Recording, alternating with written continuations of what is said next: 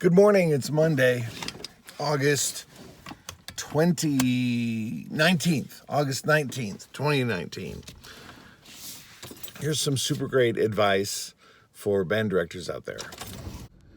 If you have a booster club that helps generate funds to support your band, have them get a debit card for their bank account that you can use to make purchases to support the music program, because that eliminates the hassle of using your own money, trying to remember to keep track of your receipts, present them at the Music Booster Club meeting, and turn them in, and it's less hassle for the bookkeeper, your treasurer.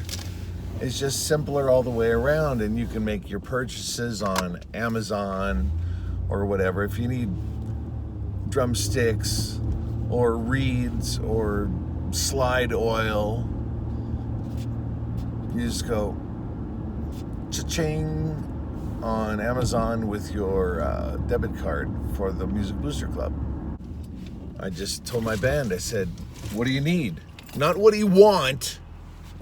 We don't want to get fancy, frivolous stuff, but what do you need?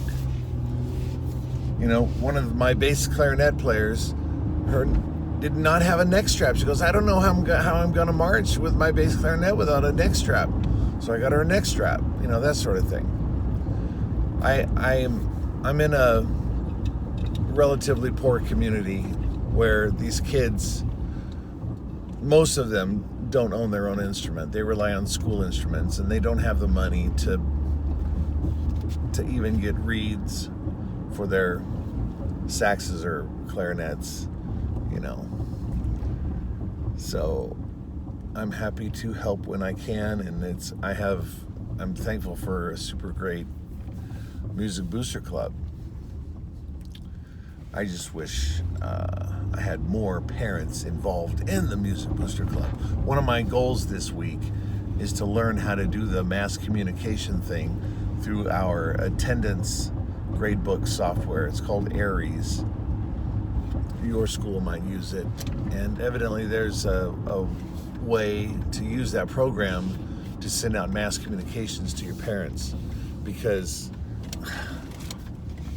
I don't know if they're just ignoring me or they just flat out don't care, but I send out emails and cell phone texts, and I try to get them to get onto the Remind app, and I send out notices on Remind, and I get just a handful of parents to show up. I had 4 parents show up at our first Music Booster Club meeting of the year.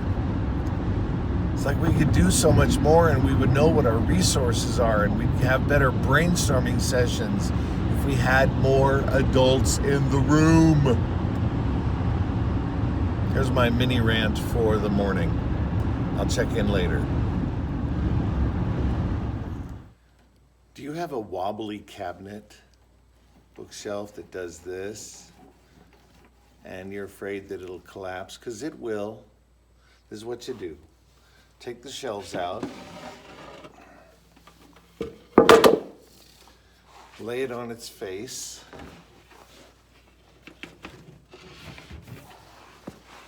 and you will see that the back is loose. Line it up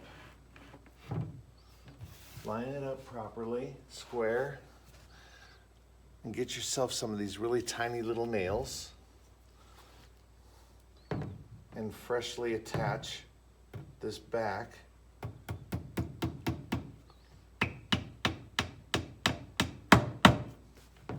It's really easy. You just put a string of them in and then set it up carefully, and it'll be steady again. I really like my second period music appreciation class. It's the smallest of the 3 classes that I have, and they just seem like, you know, really nice kids. They smile, they have a good attitude, they generally cooperate with me, and they ask interesting questions, which makes the class more interesting for everybody, including myself. And we all learn things together. And that's what class should be about, right? We should be learning together, not just a teacher lecturing and rah, rah, rah, rah, rah, and repeat this back on a test. But it's like, well, I mean, there's some of that, of course, there has to be. But the interaction between the students and the teacher is what makes education educational and exciting and really cool and fun and interesting. Did I say interesting twice? Well, I mean, it's twice as interesting than regular boring classes. So I just, I don't know if any of my kids or my students are going to listen to this, but second period, I appreciate you. Thank you so much. During the announcements this morning, they said that the yearbooks were on sale. $65 now. They're going to be $80 in the spring.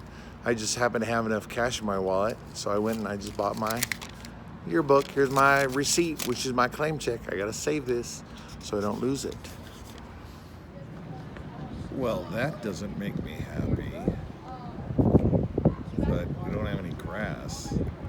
What should I do? Bring out a mattress, a yoga mat, or something like that, a little carpet? I have a piece of carpet at home I can bring for this purpose. At least be enough for the bones.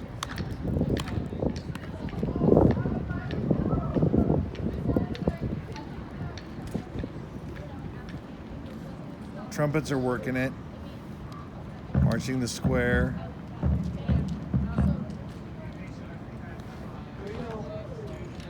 Good job, trumpets.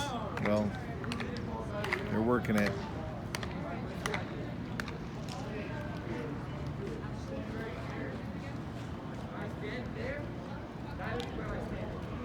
Work the square, people. Work the square like the trumpets. She's working the square by herself. That's good.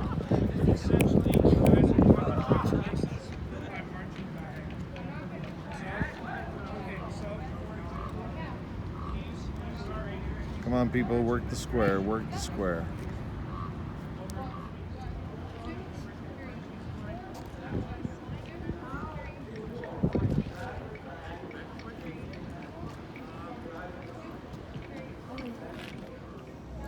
I'm the old man sitting in a chair while the band works their exercises. Just in case you were wondering what my role was in all this. Something that I really enjoy is student leadership being developed. My upperclassmen are really stepping up and taking charge, and they're setting a good example for the band. Student leadership is amazing. Whether your band is large or small, there are plenty of opportunities to encourage student leadership. Not just your drill sergeants, not just your drum major, but section leaders can be student leaders.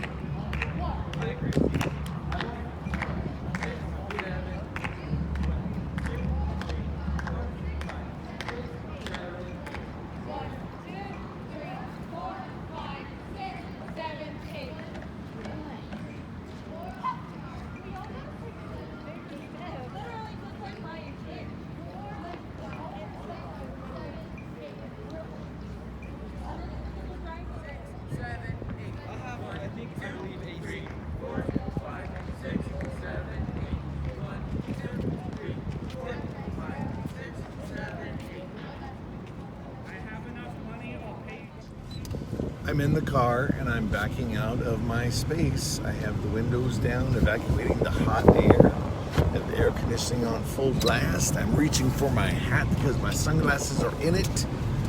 putting them on right now, and I'm ready to go.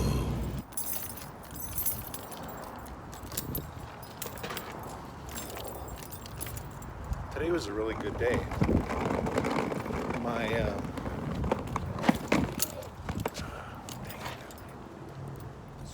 Well, it's 7:15 and I'm supposed to be at Kaiser.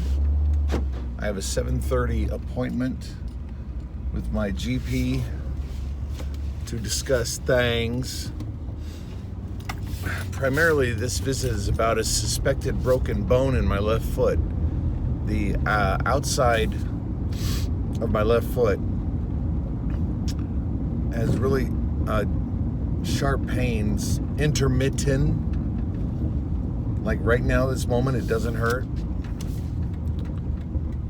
But when it does hurt, it really hurts.